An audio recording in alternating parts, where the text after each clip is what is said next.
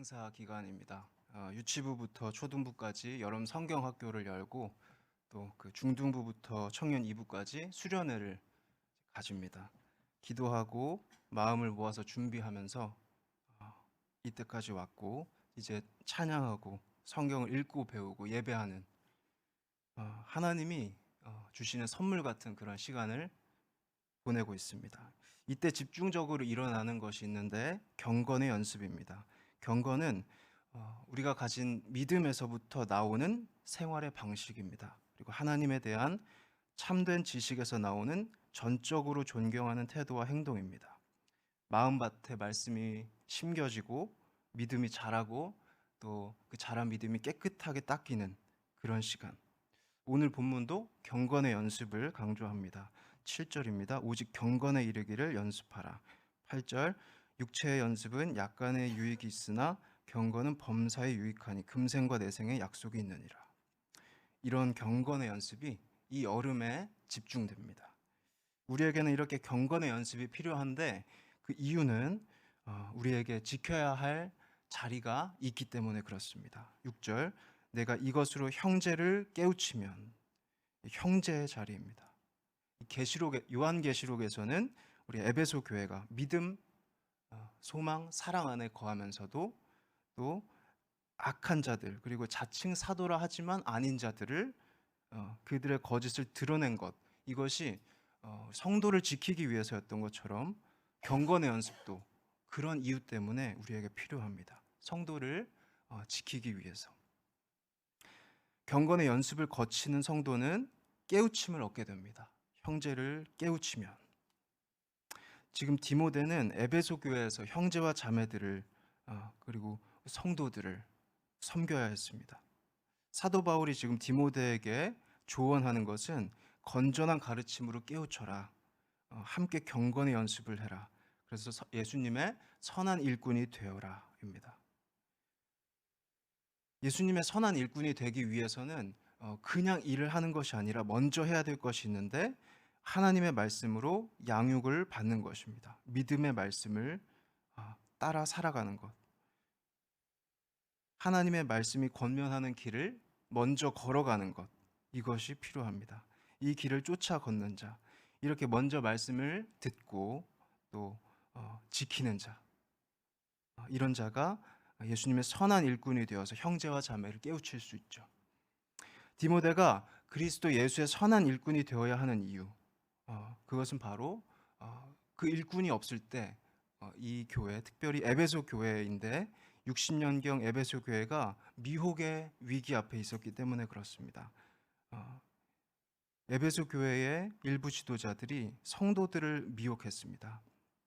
이들의 활동에 의해서 정통 기독교 신앙으로부터 이탈하는 일이 벌어졌습니다. 1, 2절 그러나 성령이 밝히 말씀하시기를 후일에 어떤 사람들이 믿음에서 떠나 미혹해하는 영과 귀신의 가르침을 쫓으리라 하셨으니 자기 양심이 화인을 맞아서 외식함으로 거짓말하는 자들이라. 미혹해하는 영이라는 표현이 있는데 미혹은 종교적으로 심각한 잘못을 여기서 가리키고 있습니다. 에베소 교회 안에 일부 지도자들이 성도들을 미혹했다. 이들이 가르치는 내용이 아주 심각하게 잘못되어 있다고, 그 가르침의 근원에는 귀신의 존재가 있다고 할 정도로 그렇게 비판을 하고 있습니다. 귀신의 가르침, 여기서 사탄인데 하나님을 대적하고 하나님 반대편에 서는 존재입니다. 우리 하나님은 모든 사람이 믿고 믿음을 가지고 구원을 얻기를 원하시지만 사탄은 그렇지 않습니다. 성도의 이미 가지고 있던 믿음도 흔들고 무너뜨리려고 합니다. 이들의 양심에는 화인이 찍혀 있다, 불도장이 찍혀 있다라고 말하는데 이 불도장이 찍히면 그 부위가 화상을 입어서 감각을 할 수 없습니다. 또 당시에 노예들에게 자신의 소유권을 찍는 그런 관습이 불도장을 찍는 것이었습니다. 그래서 화인이 찍혀 있다고 지금 되어 있는 이 자들은 사실상 사탄의 소유권이 찍혀 있는 자들이지만 외식합니다. 겉을 장식해서 마치 하나님의 소유된 백성인 것처럼 그렇게 장식합니다. 우리가 이런 귀신의 가르침에, 잘못된 가르침에 휩쓸려 가지 않기 위해서, 미혹되지 않기 위해서 먼저 필요한 것, 정통 기독교 신앙 안에 잘 머무르기 위해서 경건의 연습이 그래서 필요합니다. 이 경건의 연습을 통해서 우리가 훈련하고 연습해야 할, 우리가 배워야 할 내용은 신화가 아니라 경건이라고 사도 바울은 말씀합니다. 7절, 망령되고 허탄한 신화를 버리고 오직 경건에 이르기를 연습하라. 여기서 신화는 단순히 이야기라는 단어인데 사도 바울은 대적들의 가르침이 망령되고 허탄한 이야기라고 말씀합니다. 망령되었다는 것은 우리 거룩한 하나님의 반대편에 서 있다는 것이고, 허탄하다는 것은 속이 비어 있다는 뜻입니다. 대적들의 가르침은 장황한 이야기로 되어 있지만 본질에 있어서는 우리 거룩하신 하나님을 대적하는 이야기이다. 그리고 우리 거짓 없는 믿음을 위해서, 깨끗한 양심을 위해서는 사실상 그들의 신화는 쓸데가 없고 공허한 이야기다. 이렇게 말씀합니다. 이들의 신학은 거룩하신 하나님을 경외하려고 하는 활동이 아니었습니다. 정반대로 우리 하나님의 이름을 가지고 돈을 벌려는 행위였습니다.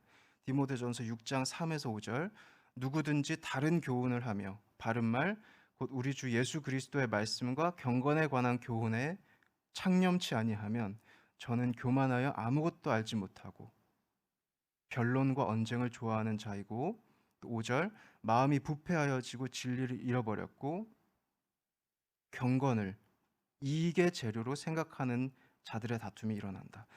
즉 바울의 대적들은 가장 우리 하나님을 욕보이는 방식으로 이익을 노리는 자들이었습니다. 경건을 이익의 재료로 삼았습니다. 이들은 먼저는 우리 거룩한 하나님을 욕되게 하고 다음으로는 건강한 방식으로 이윤을 얻는 이들을 욕되게 했습니다. 그럼에도 불구하고 부끄러움을 느끼지 못하는데, 왜냐하면 양심에 불도장이 찍혀 있기 때문에 그렇습니다.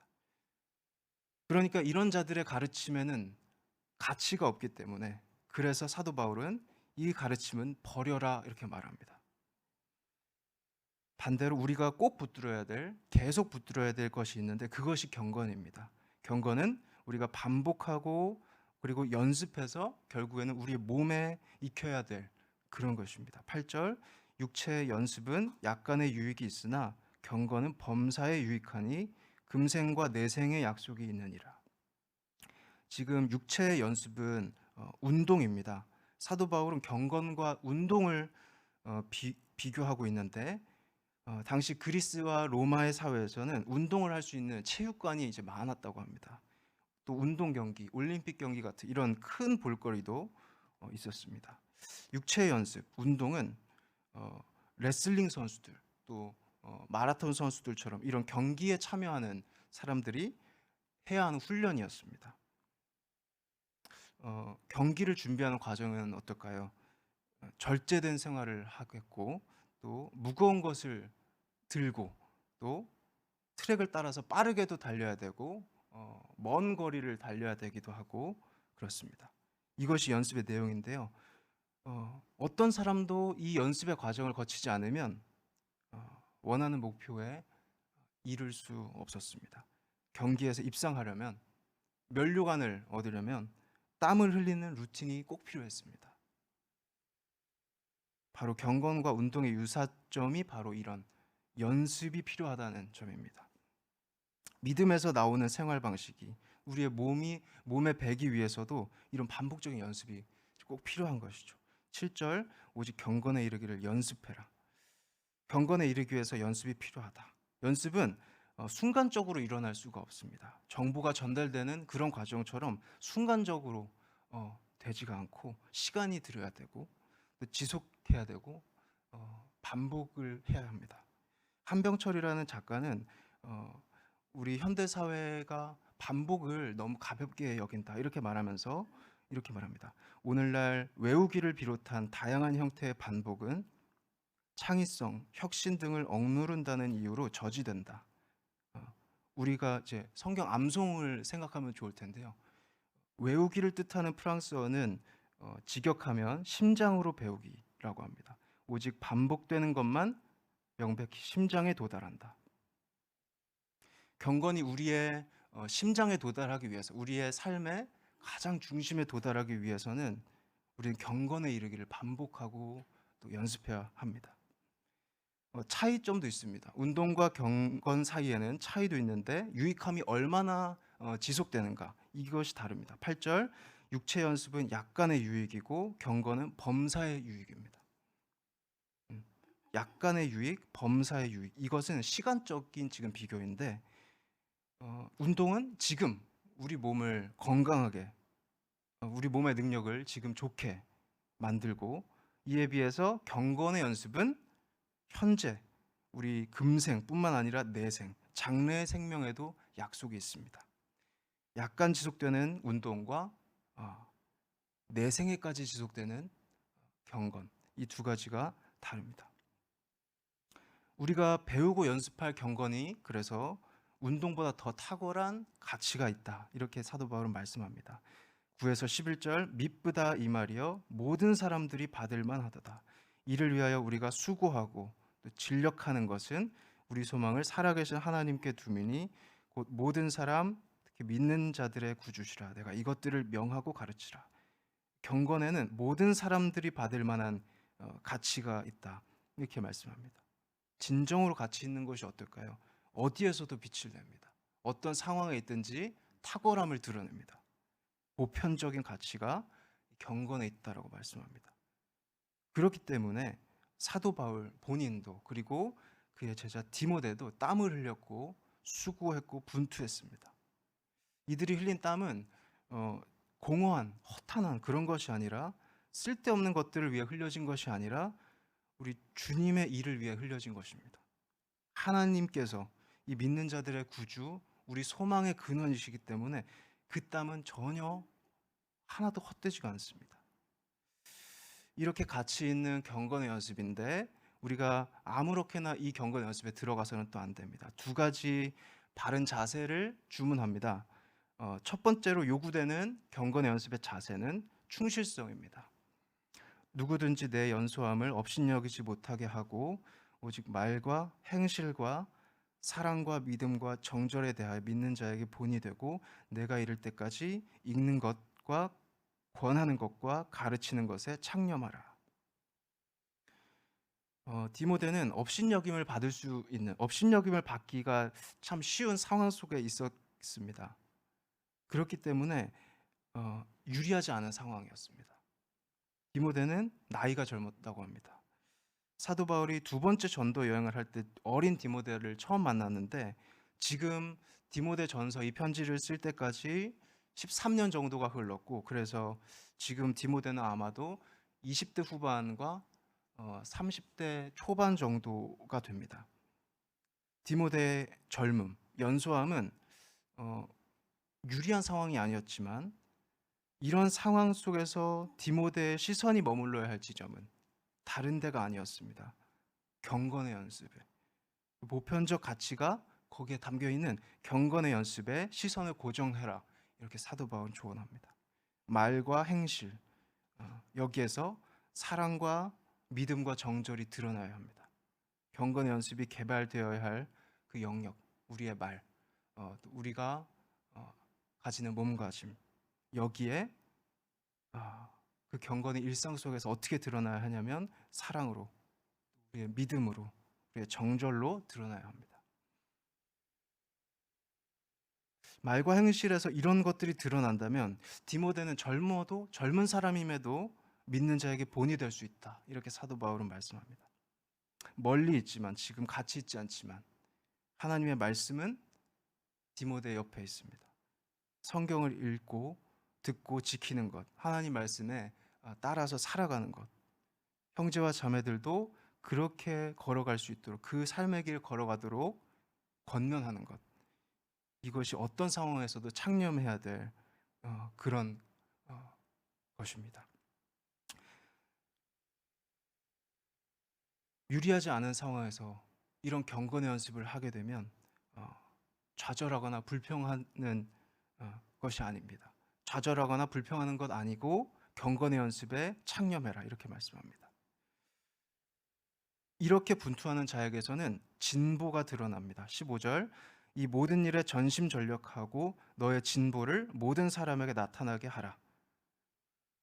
상황이 유리한가 유리하지 않은가 보다 더 중요한 것, 먼저 중요한 것은 그 상황 속에서 마음을 다 하는가, 힘을 다 하는가, 전심전력하는가, 집중하는가 입니다.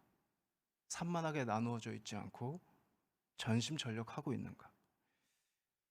역도 선수들도 가벼운 것만 드는 것이 아니라 오히려 무거운 것을 들 때 근력이 자라나고, 마라톤 선수들도 10km만 달리는 것이 아니라 50km, 70km를 달릴 때 지구력을 얻게 되는 것처럼 전심전력으로 연습할 때 유리하지 않은 상황은 오히려 경건을 진보시킵니다. 두 번째로 요구되는 자세는 겸손함입니다.